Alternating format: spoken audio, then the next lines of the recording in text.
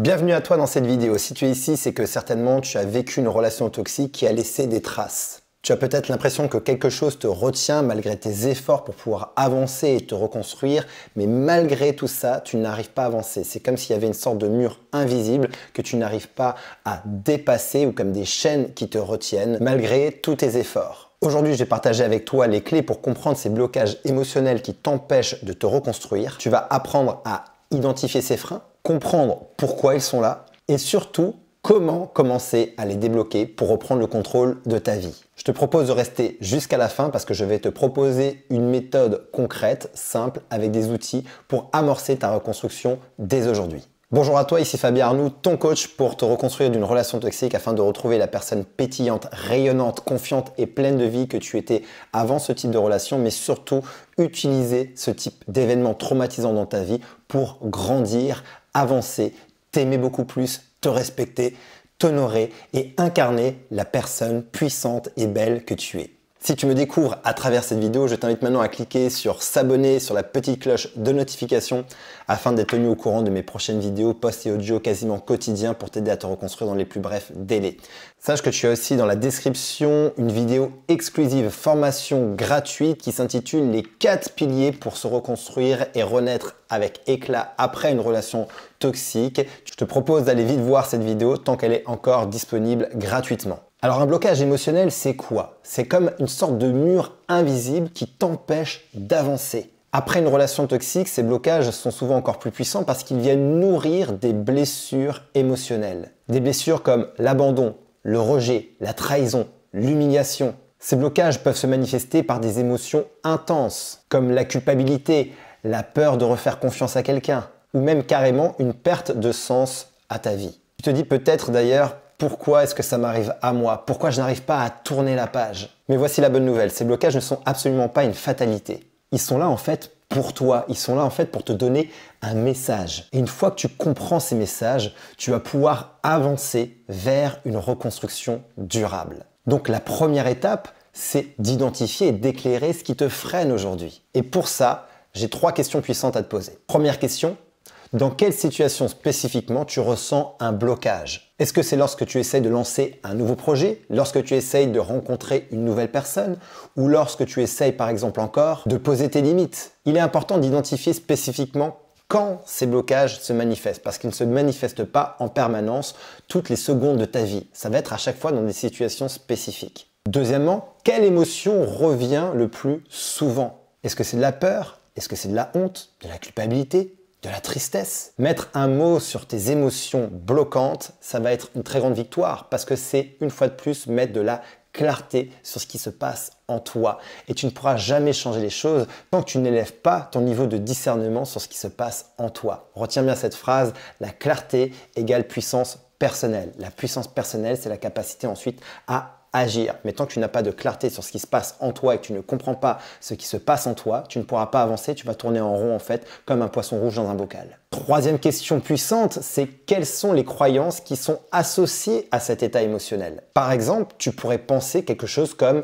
je ne suis pas digne d'être aimé. Ou encore, si je refais confiance à un homme ou à une femme, je vais de nouveau souffrir. Comprends que tes états émotionnels bloquants proviennent systématiquement du niveau d'au-dessus, c'est-à-dire de ton système de croyances. Donc lorsqu'on identifie quels sont les états émotionnels que l'on vit, que ensuite on identifie quelles sont les croyances qui y sont associées, on peut ensuite travailler à transformer nos croyances personnelles pour libérer derrière la charge émotionnelle. Et en prenant le temps de répondre à ces 3 questions, tu vas commencer à dessiner finalement la carte de tes blocages. Et comme pour toute carte, une fois que tu sais où sont tes blocages, tu vas pouvoir commencer à trouver des solutions pour les traverser, les contourner, ou même, je préfère utiliser le mot, les transformer. Je te propose maintenant 3 clés concrètes pour commencer à débloquer tes émotions et à amorcer ta reconstruction. Premièrement, une fois que tu as identifié quel est l'état ou les états émotionnels que tu vis qui bloquent, surtout accueille-les. Ne les juge pas. Ne rentre pas dans une guerre à l'intérieur de toi. Plus tu vas être en mesure d'accueillir ce qui se passe, d'être curieuse et curieux de ce qui se passe en toi sans juger, plus vite tu vas pouvoir faire évoluer les choses. L'idée, ce n'est pas de rentrer dans une guerre à l'intérieur de soi. Il y a suffisamment de guerre en soi, il y a suffisamment de guerre à l'extérieur de soi. Donc ce qu'on veut ici, c'est placer un espace et créer un espace d'amour, de bienveillance et de non-jugement par rapport à ce qui se passe en soi. Ce qui se passe en soi, ça se passe en soi et c'est comme ça. Donc déjà, on accueille. Deuxièmement, une fois que tu as accueilli et que tu as identifié aussi quelle est la croyance qui génère cet état émotionnel, il va falloir redéfinir ta croyance.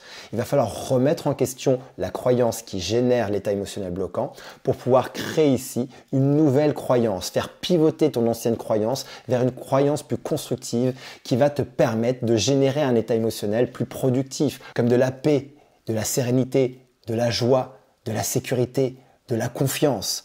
Donc, une fois que tu as identifié les croyances limitantes associées aux états émotionnels bloquants, pivote ces croyances vers des croyances dynamisantes qui vont t'aider à générer les états émotionnels favorables pour ta reconstruction. Troisième clé, n'hésite pas à utiliser des outils de libération émotionnelle. Ça peut être l'écriture, le journaling, la méditation guidée, ça peut être aussi l'EFT, ça peut être le Havening, ça peut être l'EMDR. Il y a tout un tas ici d'outils et de possibilités pour libérer l'émotion qui est bloquée dans le corps. Mais ça doit passer principalement aussi par le corps. La compréhension, c'est un point intéressant, mais ça ne suffit pas. Il faut aussi libérer directement par le corps les états émotionnels bloqués. Et ces différents outils que je viens de te partager peuvent bien évidemment énormément t'aider à libérer l'énergie stockée et bloquée dans ton corps pour ensuite te permettre de te remettre en mouvement et avancer sur le chemin de la guérison et de la reconstruction. Tu as maintenant les clés pour mieux comprendre tes blocages émotionnels et amorcer ta reconstruction. Et rappelle-toi, tes blocages ne sont pas tes ennemis. Ce sont en fait de fabuleux messagers,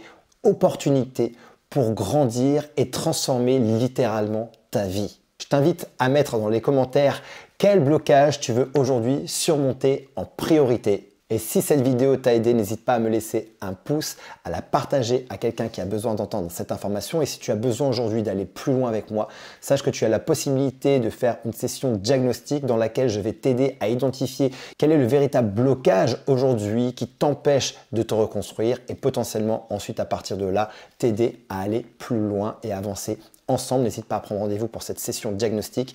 Tu as le lien juste au-dessus ou en dessous de cette vidéo.